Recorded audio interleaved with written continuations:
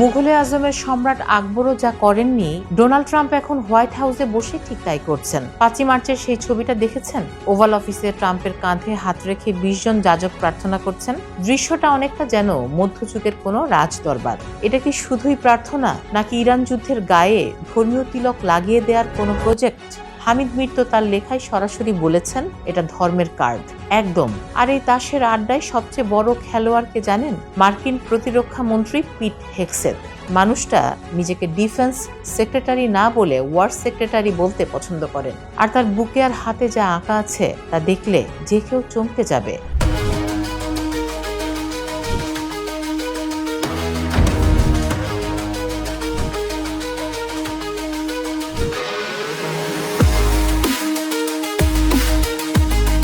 হেগসেথের বুকে বড় করে আঁকা আছে জেরুজালেম ক্রস, আর হাতে আরবিতে লেখা কাফের। তিনি বিশ্বাস করেন এটা আমেরিকান ক্রুসেড, মানে সেই 1000 বছর আগের ধর্মযুদ্ধই যেন আবার ফিরে এসেছে। বর্ম খুলে ফেললে দেখি মাংসই নেই, আর হাড়ের খাঁচায় ঝুলছে কেবল কয়েকটা তলোয়ার। আজকের রাজনীতিও কি তেমনই হয়ে গেল না? যখন যুক্তি কাজ করে না, তখন ধর্মের বর্ম পরে তলোয়ার চালানো হয়। কিন্তু ট্রাম্প কি আসলে এতটা ধার্মিক, নাকি তার বিরুদ্ধে ওঠা সেই এপস্টাইন ফাইল আর ব্যক্তিগত কেলেঙ্কারি থেকে মানুষের চোখ সরাতেই এই আর্মাগেডন বা দাজ্জাল তত্ত্বের অবতারণা?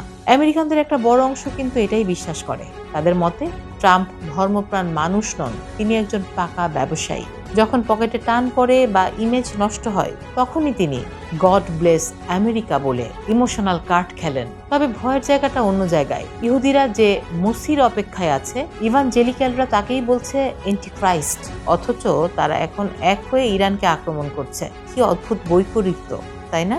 অদ্ভুত তো বটেই। সিলিকন ভ্যালির বিলিনিয়ার পিটার থিয়েল আবার রোমে গিয়ে দাজ্জাল বা দাজ্জাল তত্ত্ব নিয়ে সিরিজ লেকচার দিচ্ছেন, যেন এক মহাপ্রলয় বা আর্মাগেডন আমাদের দরজায় কড়া নাড়ছে। তার মানে একদিকে পারমাণবিক সক্ষমতা ধ্বংসের অজুহাত, আর অন্যদিকে 1000 বছরের পুরনো ভবিষ্যৎবাণী মেলানোর লড়াই। মাঝখান থেকে বলি হচ্ছে সাধারণ মানুষ আর বিশ্ব অর্থনীতি। আসলে যুদ্ধটা যখন পবিত্র ভূখণ্ডের নামে হয়, তখন শান্তিটা বড্ড অপবিত্র হয়ে যায়। দিন শেষে কি তবে আমরা হান্টিংটনের সেই সভ্যতার সংঘাত বা ক্লাস অফ সিভিলাইজেশনের দিকেই পা বাড়াচ্ছি? আপনাদের কি মনে হয়, ট্রাম্পের এই প্রার্থনা কি শুধুই আধ্যাত্মিক শক্তি পাওয়ার জন্য, নাকি 21 শতকের এক নতুন ধর্মযুদ্ধের প্রেক্ষাপট? কমেন্টে জানান। ফারাহ দিবা, ভয়েস অফ বেঙ্গল।